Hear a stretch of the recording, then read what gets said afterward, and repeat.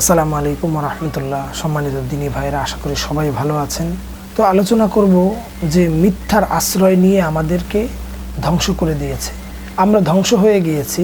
মানুষ এখন আর আমাদেরকে আগের মতো বিশ্বাস করবে না যদি আমরা এই সত্য এবং মিথ্যার মধ্যে পার্থক্য করে এবং যদি আমরা সত্যকে অনুসরণ না করি। কারণ আমরা জানি যে গাজী নজরুল ইসলাম সাতক্ষীরা 4 আসনের এমপি, তিনি চাকরির প্রলোভন দেখিয়ে একটি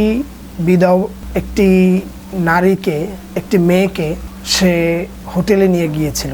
তো সে অপকর্ম করেছে, অন্যায় করেছে, সেটা ঠিক আছে, সব দলের মধ্যেই রয়েছে, এটা সব দলের ব্যাপারেই আছে, শুধু জামাত ইসলাম না।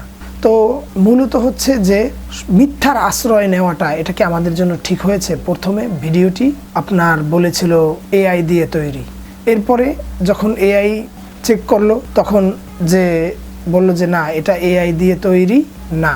তো এরপরে আপনার একের পর এক কথাবার্তা হলো বা এরকমের মানুষের বিষয়ে সন্দেহ ঢুকে গেল জামাত ইসলামের বিরুদ্ধে। জামাত ইসলামের জন্য মানুষ সন্দেহ পোষণ করা শুরু করে দিল। তো একটা ব্যাপার হচ্ছে যে জাতির কাছে তো এটা পরিষ্কার হয়েছে যে সেই লোকটা অপরাধী।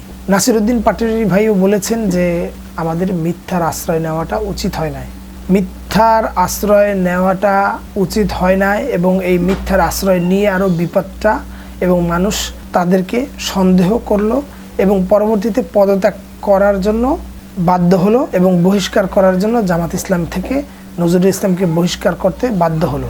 আর যদি এত দূর না যেত তাহলে কিন্তু এটা হতো না। তবে একটা ব্যাপার হচ্ছে যে যারা ইসলামের কথা বলে এবং যারা ইসলাম, তাদের আলোচনা এবং তাদের কথাবার্তা অন্য রকমের থাকা উচিত আমার বলে এটা মনে হচ্ছে।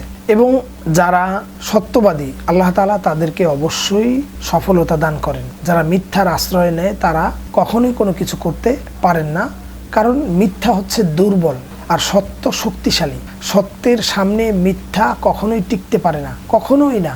কিন্তু যাই হোক, আগামীতে আমরা জামাত ইসলামের কাছ থেকে আশা করব ভালো একটা কিছু করার জন্য, এবং আপনার ক্ষমতার সুযোগে অন্য দলের মতো যে সব কিছু ঘটে ফেলা হবে এবং ক্ষমতার এবং টাকার দম্ভে বিভিন্ন অপকর্মের সাথে দুই একটা হতে পারে, এটা আসলেও অনাকাঙ্ক্ষিত।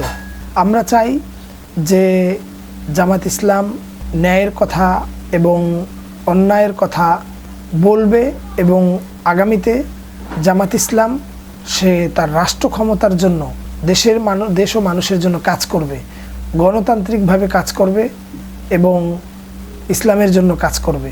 তো এই বিষয়টা আমাদের কাছে স্পষ্ট হওয়া উচিত। কিন্তু আমরা অনেক সময় বিপদের কারণে বা যে কোনো কারণে, নিজের অন্যায়ের কারণে এবং ভয়ভীতির কারণে অনেক সময় অনেক কিছু হয় না, এবং অনেক সময় আপনার মিথ্যার আশ্রয় নেওয়া এটা আমাদের জন্য শোভা পায় না। কারণ একটা ইসলামী দল, সে একমাত্র আল্লাহকে ভয় পাবে, সে সকল বিষয় নিয়ে আপনার পবিত্র থাকবে, সহি থাকবে, স্পষ্টবাদী হবে, এটাই আশা করছি।